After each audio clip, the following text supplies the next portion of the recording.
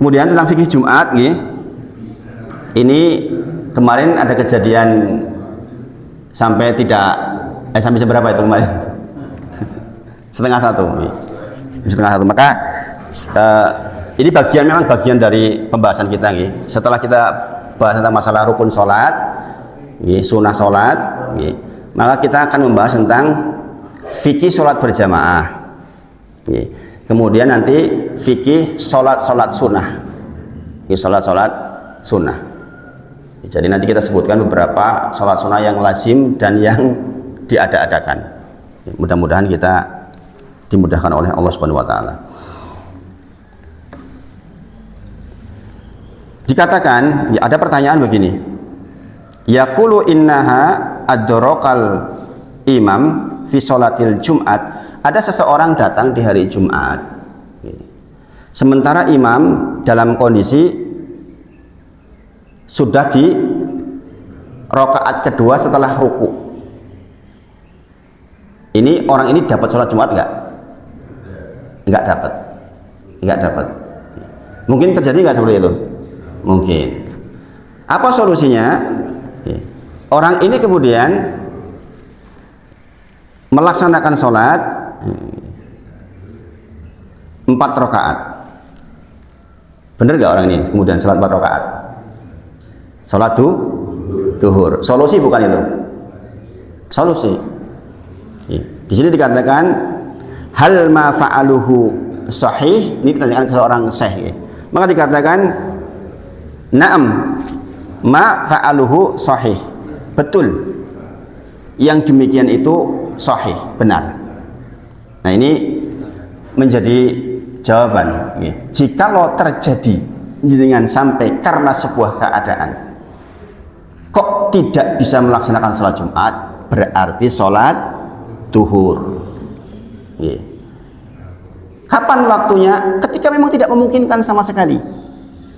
Lewat waktu duhur, kemudian tidak memungkinkan sama sekali, tidak bisa melaksanakan sholat Jumat. Ditunggu toko-toko, penggantinya nggak ada, mau ke Hamalatul Quran miskeri. Sebenarnya waktu sholat Jumat itu sama dengan waktu sholat duhur. Jadi kalau jamaah bersepakat sebenarnya masih memungkinkan untuk mengadakan walaupun rodo keri. Jadi sebenarnya masih jadi soal memang antara sholat duhur berjamaah atau tetap menghubungi ulang khotib, atau ini solusi terbaik sebenarnya harus ada tulisan di depan ini, sebagaimana saya pernah sampaikan dulu, tentang apa yang menjadi rukun khutbah Jumat. Sebenarnya rukun khutbah Jumat kan ringan, 5 kan, yaitu wujud alhamdulillah 1. Ini harus dalam bahasa Arab yang ini. Alhamdulillah. Kemudian sholawat. Allahumma sholli ala Muhammad wa ala ali Muhammad. Sebentar saya bacakan urut-urutannya ini biar mudah maksudnya. Ini kalau sampai terjadi kayak kemarin lagi, sebenarnya cukup salah satu maju mengucapkan rukun pertama alhamdulillah. Kalau bisa panjang lebih baik. Innal hamdalillah dan seterusnya. Tapi kalau nggak bisa tenan alhamdulillah. Kemudian Allahumma sholli ala Muhammad wa ala ali Muhammad, cukup. Itu rukun kedua.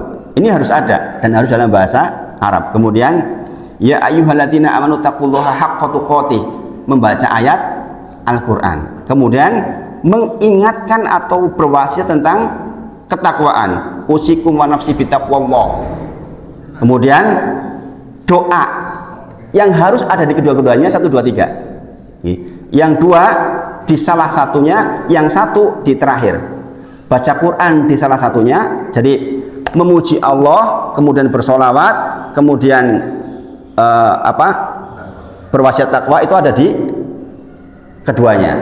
Membaca ayat di salah satunya, kemudian berdoa di akhir. Al-maghfir lil mu'minina wal mu'minat pun niku yang menjadi rukun.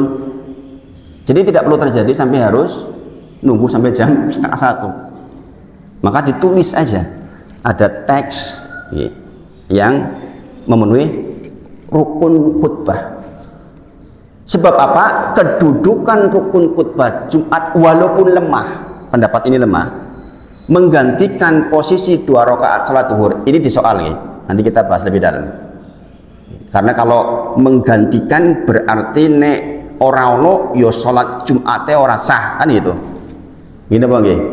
Nanti ini pembahasan lebih dalam lagi. Rukun tadi misalnya orang baru-baru ternyata salah satu lupa. Misalnya alhamdulillah Allahumma sholli ala Muhammad ya ayyuhalladzina amanu taqullaha haqqa tuqatih. Kemudian langsung Allahumma ighfir lil mu'minina wal mu'minat, bagaimana? Berarti kurang satu rukun gitu. Kurang apa? Berwasiat takwa. Usikum wa nafsi bittaqwa misalnya. Atau yang semisal itu. Maka jamaah boleh komplain. Boleh. Jadi interaksi antara jamaah dengan khotib itu boleh. Mohon maaf Pak Khotib, tadi kurang pesan takwanya, biar dilengkapi. Karena kalau rukun nggak ada berarti batal khutbahnya. Jadi sebenarnya ringan Bapak Ibu.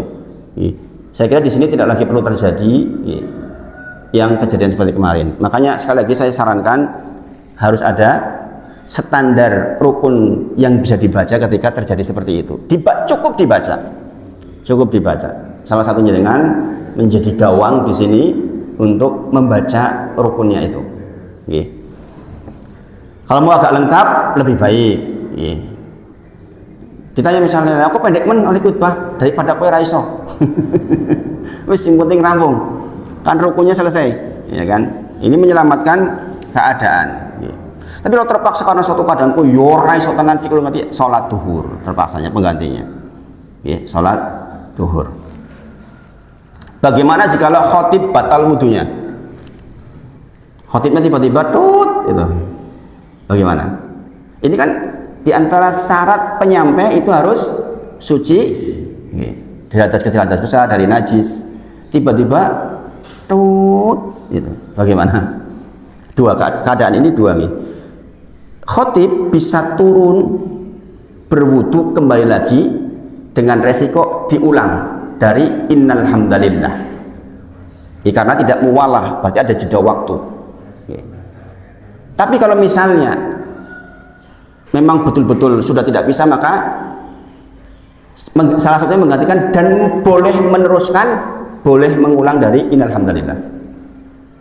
Bisa terjadi nggak lagi sholat meninggal, lagi khutbah berulang kali terjadi nih, meninggal atau pingsan, maka salah satu maju. Dan itu tadi makanya pentingnya menyediakan teks yang pendek itu. Nek gantiin yo rasa dowo-dowo, wis rukun diwaca orang lagi pingsan, apa khutbahnya meninggal dunia, khotibnya meninggal dunia, masa iya kita mau dibuat panjang? Ini kan jadi soal. Dan dalilnya ini nanti kita misalnya minggu depan saya lengkapi nih. Karena Nabi Muhammad SAW pernah suatu ketika turun dari mimbar, kemudian keluar ke samping, ternyata Hasan dan Husain lagi bertengkar. Hasan dan Husain lagi bertengkar, masih kecil, anaknya Ali bin Abi Thalib itu bertengkar. Nah, maka kemudian Rasulullah jadi agak jeda, baru naik ke mimbar lagi, sampai Rasulullah mengatakan, inna amwalakum wa auladakum fitnah. Benar-benar sing jenenge harta dan anak-anak itu fitnah, ujian maksudnya. Sampai pun lagi khutbah terjadi seperti itu. Ini menjadi dalil bahwa orang yang batal boleh balik lagi dan diulang. Kemudian duduk di antara dua bagian dari sah dan tidaknya khutbah. Karena khutbah Jumat itu ada dua khutbah. Kenapa ini terjadi? Karena pendapat yang tadi itu. Karena dua khutbah dianggap menggantikan 2 rakaat salat zuhur. Maka kalau hanya satu khutbah langsung selesai itu nggak dianggap tidak sah. Ini pendapat yang lebih kuat. Beda dengan sholat id. Sholat id bisa saja terjadi satu khutbah, atau ada yang berpendapat 2 khutbah. Kemudian kita yang hadir, ini adab di dalam sholat Jumat, dilarang menyibukkan dengan berbagai macam kegiatan. Berbagai macam kegiatan ini penting sekali. Datang sebelum khotib naik mimbar, kemudian betul-betul fokus. Ini kalau kita bahas dalam ini kita bisa nangis sebenarnya ini tentang persoalan sampai ada orang ngantuk di Jumatan, berarti kan nggak siap dia. Kemudian bahkan dia lagu, dia melakukan hal-hal yang tidak penting, maka dia dikatakan laghot. Laghot itu berarti dia nggak dapat pahala Jumat. Dikatakan bahkan di sini dalam hadis dikatakan idza qultu li sahibika. Bayangin, jikalau panjenengan ngobrol dengan samping bukan ngobrol, jenengan mengatakan, mengingatkan li sahibika kepada karib panjenengan, ansit. Bisa nggak terjadi seperti itu? Kan kita tahu hukumnya, nek ngomong terus jadi orang itu pahala. Tetangga kita ngomong baik nih, meneng ngotoh. Dia macam ini, ansit, diam. Maka dikatakan, ansit yaumul jumu'ati wal imamu yahtub. Sementara imam sedang berkhutbah, maka dikatakan fakot laghot. Maka itu perbuatan yang sia-sia. Maksud laghot di sini, para ulama menyebut jenengan ki orang yang untuk pahala Jumat, padahal kita lagi amar ma'ruf gini bang, karena berbek baik ini loh, berbek baik kita mengatakan ansyid, diem, itu saja dikatakan fakot lakot. Nah sekarang kalau yang seperti itu saja membuat kita hilang pahala, bagaimana lebih dari itu Bapak Ibu? Gini bang, coba logikanya, bagaimana kalau jenengan beraktivitas yang bahkan bukan amar ma'ruf, sesuatu yang cuma mubah saja. Wong lagi amar ma'ruf yang secara hukum asal itu sebagian dari kewajiban kita saja dikatakan fakot laghot, apalagi kalau kita melakukan hal yang lain. Maka di hadis lain dikatakan barang siapa yang memindahkan kerikil, ini menjadi dalil tentang masalah HP ini zaman sekarang. Barang siapa yang memindahkan kerikil maka fakot laghot, maka dia tidak mendapatkan pahala atas Jumatannya. Nah ini dijadikan dalil zaman sekarang, barang siapa yang memegang HP ngerekam termasuk, itu nggak boleh. Ngerekam dilaksanakan kapan? Sebelum. Kalau jenengan hendak merekam khotibnya sebelum, disiapkan sebelumnya. Jadi jenengan ngutek-ngutek HP niku ketika sedang khotib sedang berjalan, itu nggak boleh. Itu termasuk laghot. Saking pentingnya yang namanya mendengarkan khutbah Jumat. Saking pentingnya mendengarkan khutbah Jumat. Maka Bapak Ibu diperingatkan kepada yang mau berangkat Jumat gitu. Sudah dalam kondisi fit, jadi kalau hari Jumat itu yuk jangan sisa waktu Bapak Ibu. Kadang-kadang baru masuk udah ngantuk. Jangan, ya ini memang sesuatu yang harus, sesuatu banget maksudnya itu. Khutbah Jumat itu didengarkan itu sesuatu banget. Bayangkan sekarang dari hadis ini kita tahu betapa pentingnya. Kita ngomong apa coba? Apa salahnya kita memperingatkan orang? Bisik wenya bayi itu menengotoh. Itu aja udah dikatakan fakot laghot. Saking pentingnya fokus mendengarkan khutbah. Imam Nawawi menyebut harus fokus mendengar.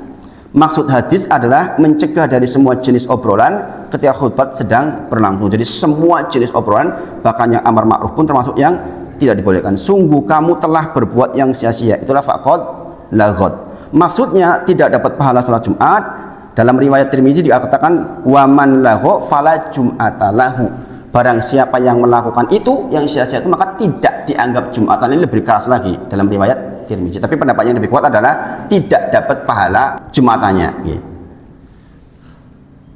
Di dalam riwayat Abu Dawud dikatakan barang siapa yang berbuat sia-sia dan melangkai pundak-pundak manusia maka Jumatannya hanya bernilai sholat duhur saja. Ada yang berpendapat bahwa dengan dalil Abu Dawud ini bernilai sholat duhur biasa saja. Kemudian juga persoalan dilarang duduk sambil pegang lutut. Insya Allah nanti di minggu depan kita bahas lebih dalam lagi satu persatu. Ini saya baru ngeringkas kebetulan jadi belum sempurna. Jadi termasuk duduk pegang lutut kan kebiasaan tuh. Itu juga ada hadisnya nggak boleh.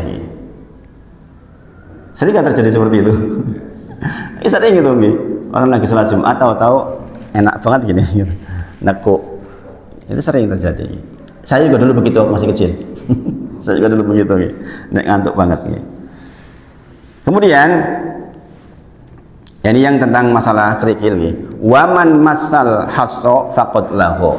Ini terkait dengan man tawadhu fa ahsanal wudu, barang siapa yang berwudu dengan berwudu yang sempurna nggih. Suma atal Jumat, kemudian dia datang kepada salat Jumat nggih. Fastama'a wa ansat, kemudian dia mendengarkan, dia diam, maka ghufira lahu ma bainahu wa bainal Jumat, maka diampuni antara dia hari ini dengan Jumat berikutnya. Dikatakan waziyadatu salah satu ayam, bahkan ditambah 3 hari berikutnya. Berarti pinten dinten niku? Diampuni dari Jumat ke Jumat plus 3 dino. Sing sinten kemawon wudu dengan wudu yang baik, kemudian dia datang ke sholat Jumat, kemudian kata kuncinya dia mendengarkan dan ansot dan dia diam, maka ghufira lahu, diampuni mabaina Jumat ini, maka diampuni di antara 2 Jumat plus ziyadatu salah satu ayam, bahkan ditambah lagi bonusnya 3 hari setelah itu, Setu, Minggu, Senin, si diampuni. Kemudian waman masal haso faqad lahu, barang siapa yang mindah-mindah ke kerikil faqad lahu, maka dia telah berbuat yang sia-sia.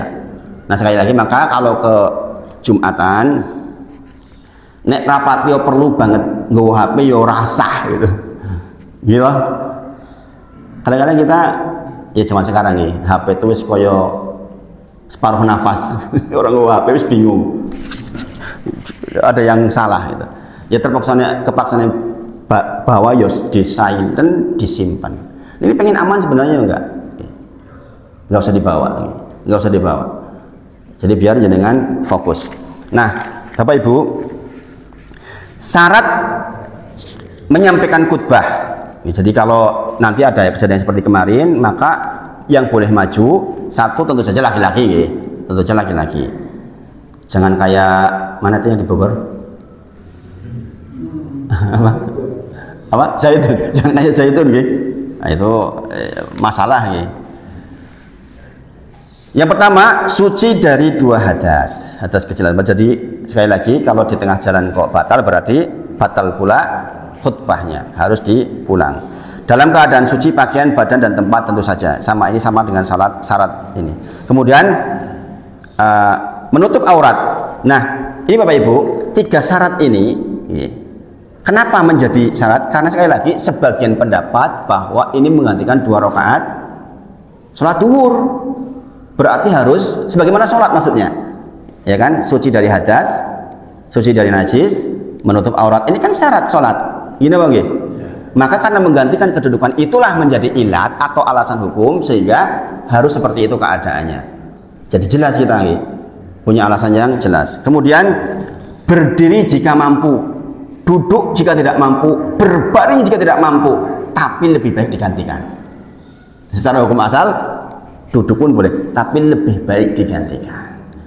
Jadi kalau ada imam besar tapi bisanya berbaring, secara fikih lebih baik digantikan walaupun ada imam besar. Karena sebagian berpendapat harus imam besar di Jumatan dan harus di masjid jami dan harus di bangunan yang ada di wilayah itu.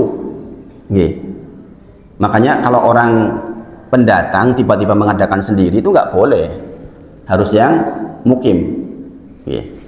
Contoh misalnya orang lagi rihlah ke Gunung Lawu, orangnya lebih dari 40, sebagian mensyaratkan 40, nanti kita bahas. Kemudian saya ngadain Jumatan sendiri, boleh nggak? Boleh nggak? 50, 100 orangnya lagi ke Gunung Lawu, kita orang Jogja nih jamaah ke sana, boleh nggak mendirikan sholat Jumat sendiri? Tidak boleh, tidak boleh. Kita harus ikut Jumatan di wilayah itu, gitu loh. Itu yang lebih kuat. Kemudian duduk di antara 2 khutbah, itu harus dilakukan. Sebagian berpendapat jedanya senilai surah Al-Ikhlas. Qul huwallahu ahad, Allahus samad, lam yalid wa lam yulad wa lam yakul lahu kufuwan ahad. Bahkan sebagian di bagian pendapat kudu maca kuwi baru berdiri. Tapi yang benar insya Allah senilai subhanallah itu cukup. Kemudian muwalah tanpa diselingi apapun di antara keduanya. Jadi harus muwalah sebagaimana adzan. Saya pernah ceritakan adzan itu harus muwalah. nggak boleh keputus sedikit. Allahu Akbar, benaknya di sini. Nah itu nggak boleh, harus diulang adanya. Karena kalau benaknya di sini, ya dengan sudah nggak muwalah lagi. Karena bisa nggak terjadi seperti itu? Bisa. Allahu Akbar, sampai kedengar keluar, benaknya di sini. Terus lanjut ke yang kedua itu nggak boleh. Sebagaimana kalau jenengan dari khutbah 1 ke khutbah 2 kemudian jenengan melakukan aktivitas dulu itu nggak boleh. Nggak boleh. Kemudian khutbah dan sholat secara bersinambungan, tidak ada jeda yang lama, sekedar 2 rakaat. Jadi nggak boleh setelah selesai khutbah kedua kemudian dijeda terlalu lama, itu nggak boleh. Jadi harus langsung bersambung. Dengan bahasa Arab untuk rukunnya. Nah ini kan sebagian, mohon maaf saudara kita dari LDI itu kan mewajibkan bahasa Arab seluruhnya. Padahal pendapat yang kuat, rukun dibaca dalam bahasa Arab, tetapi nasihat dengan bahasa yang dipahami itu yang lebih tepat, Bapak Ibu. Jadi nasihat dengan bahasa yang dipahami. Yang penting rukun sudah dibaca, maka sudah cukup. Sisanya nasihat dengan bahasa yang dipahami itu lebih bijaksana. Lah ngopo jenengan datang suruh fokus orang ngerti apa-apa mlongo tok turu malahan. Jadi memahami hukum juga jangan saklek banget. Memperdengarkan pada 40 orang ini sebagian pendapat. Ini sebagian pendapat. Yang benar insya Allah jamak. Karena dalilnya adalah Quran surah Jumat. Fas'au itu jamak. Berarti jamak dalam bahasa Arab itu lebih dari 2 secara bahasa. Karena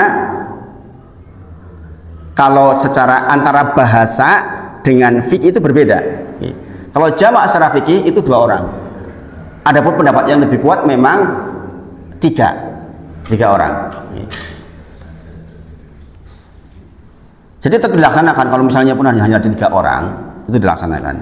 Kemudian memperdengarkan khutbah. Jadi orang yang berkhutbah itu memang yang harus suaranya lantang, Bapak Ibu. Ojo umi-umi. Enggak boleh, karena memang wajib memperdengarkan. Walaupun materinya bagus banget, umi-umi jadi masalah. Kemudian dilakukan di dalam batas bangunan daerahnya. Ini saya sebutkan tadi. Nah, Bapak Ibu, ini ibu-ibu sebenarnya nggak perlu banget ibu-ibu ini Jumatan. Tapi ya mengetahui itu penting. Mungkin jangan bertanya, boleh nggak sih ibu-ibu Jumatan? Itu pembahasan di kesempatan yang lain. Haruskah 40 orang? Nah ini saya bahas sedikit nih. Pendapat Hanifiyah menyebutkan tidak ada syarat jumlah harus 40, 50 atau 12. Karena pendapat yang berkembang ada di Malikiyah itu 12. Di mazhab Syafi'i 40, bahkan di mazhab Hambali sebagian mengatakan 50. 50. Nah, kita lihat sekarang dalilnya. Menurut mazhab Hanafiyah tidak ada syarat jumlah karena panggilannya umum. Di dalam Quran surah Jumat ayat 9 itu panggilannya umum. Ya ayyuhalladzina amanu idza nudiya lis-sholati min yaumil jum'ah. Maka di sini dikatakan fas'au. Ini panggilannya sifatnya umum dalam bentuk jamak. Anggere jamak maka wisah menurut dalil ini. Anggere jamak empun sah. Sekali lagi, jadi harus bedakan ya Bapak Ibu, ini agak sedikit rigid memang. Dalam bahasa Arab satu itu mufrad. Kalau 2 itu dari bahasa Arab itu beda dengan bahasa Indonesia. 2 kalau di kita kan 2 udah jamak ya enggak? Lebih dari 1 udah jamak ini lagi. Tapi kalau dalam bahasa Arab itu kalau 1 itu mufrad, kalau 2 itu musanna, kalau jamak itu lebih dari 2. Tapi itu di dalam pengertian bahasa. Adapun di dalam pengertian secara syar'i maka lebih dari 1 itu sudah dianggap jamak. Ini yang benar. Ini yang benar. Jadi kalau dilaksanakan dengan 2 orang pun ya jalan. Itu jalan. Jadi menurut Imam Hanafi sah seiring sah sholat Jumat. Misal ada 3 orang, imam dan khotib, muadzin, makmum sudah cukup. Sudah cukup. Kemudian di mazhab Malikiyah minimal ada 12 orang. Dalilnya apa? Quran surah Al-Jumu'ah ayat ke-11 dan hadis Muslim nomor sekian. Nah ini penting, ini juga penting. Ada hal yang bisa kita ambil pelajaran besar. Wa ida, jikalau sebagian mereka melihat tijarotan aulahwanin atau permainan, kemudian orang-orang mendatanginya, ini terjadi Bapak Ibu, ini terjadi watarokuka qaima, mereka meninggalkan engkau qaima, sementara engkau dalam kondisi berdiri dalam sholat berkhutbah. Kul, katakan kepada mereka, ma indallahi khairun minallahi wa minatijarah, sesungguhnya apa yang di sisi Allah itu lebih baik dari perdagangan dan permainan. Suatu ketika Rasulullah lagi sholat Jumat Bapak Ibu, tiba-tiba datang airun, apa namanya itu, rombongan dari Syam. Ingat Bapak Ibu, ini kata-kata ada rombongan datang dari Syam, kemudian semua orang berangkat ke sana meninggalkan Rasul, cuma tersisa 12 orang. Jadi banyak yang tertarik dengan urusan dunia. Kenapa Bapak Ibu? Bisa terjadi loh zaman sekarang. Jenengan pengusaha mau tanda tangan kontrak, jamnya jam sholat Jumat, nilainya 100 miliar. Mungkin nggak jenengan berpikir, waduh, nek orang tak tanda tangan saiki hilang 100 miliar. Bisa nggak terjadi seperti itu? Di sini disebutkan, zaman dulu pun orang perdagangan dari Syam itu menarik sekali karena kebutuhannya. Ibu-ibu misalnya tiba-tiba ada promo 90% potongannya, mangkat sholat atau mangkat belonjo. Demikian juga kita Bapak Ibu. Maka dikatakan Tuhan, ma indallahi khairun, sesungguhnya yang di sisi Allah itu lebih baik. Maksudnya apa? Kalau terjadi kondisi seperti itu ya tetap berangkat sholat Jumat. Nah, disebutkan dalam hadis Muslim dikatakan ada 12 orang saja yang tersisa. Ini menjadi dalil bahwa melaksanakan sholat Jumat disyaratkan 12 orang. Tetapi pendapat ini juga dibantah. Kenapa? Karena waktu itu kan bisa saja terjadi orang ke sana kemudian balik lagi. Artinya 12 bukan menjadi syarat. Nah ini diantara pendapat yang ada. Kemudian mazhab Syafi'i mengatakan harus 40. Syarat 40 itu juga ada dalilnya, walaupun dalilnya ini kemudian dianggap lemah. Nanti insya Allah kita perdalam di minggu depan khusus tentang sholat Jumat, saya buat rincian insya Allah. Saya kira itu sampaikan pagi ini, mudah-mudahan bermanfaat. Mohon maaf mungkin agak kurang teratur untuk urut-urutannya, mudah-mudahan minggu depan bisa diperbaiki insya Allah. Wa akhiru da'wana alhamdulillahirabbil alamin. Assalamualaikum warahmatullahi wabarakatuh. Kita tutup dengan kafaratul majelis. Subhanakallahumma wa bihamdika asyhadu an la ilaha illa anta astaghfiruka wa atubu ilaik. Moga-moga. Nggih. Pertama adanya apa namanya? Jumat itu Satu apa dua? Nunggu khotibnya ada atau boleh ada dulu sambil nunggu khotib, atau adzan itu sebagai rangkaian setelah khotib mengucapkan salam. Yang pertama. Yang kedua, kalau tadi mengingatkan sebelah saja boleh, bagaimana dengan adanya infak? Itu kadang kan sebelah kita malah tidur, itu kan kita harus digeser ya. Insya Allah nanti dijawab minggu depan ya. Insya Allah. Iya. Kalau kan penting menegakkan. Iya. Kalau batal itu menyelesaikan menegakkan beban baru itu atau bukan? Baik. Nanti sekalian minggu depan ya. Batal. Baik. Nanti di ini insya Allah biar komprehensif dengan dalilnya insya Allah. Ngatain nggih? Nggih, moga-moga. Enggak apa-apa. Penting. Khotib sama imam boleh dipisah enggak? Khotib sendiri terus yang imamnya sendiri boleh. Nggih. Sekalian adzan boleh ya? Tapi imamnya beda. Jadi nanti saya jawab minggu depan insya Allah. Ada lagi? Kalau kurang nanti WA aja. Nggih.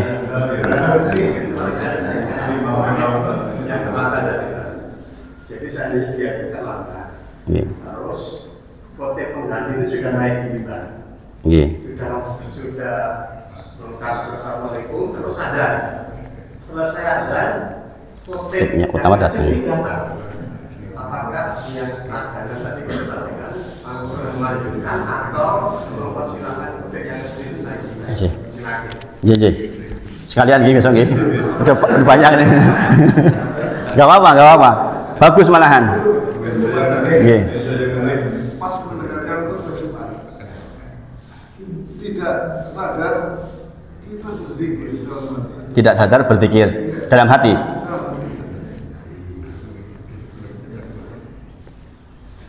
Kalau ini bisa saya jawab ya, maunya karena singkat banget.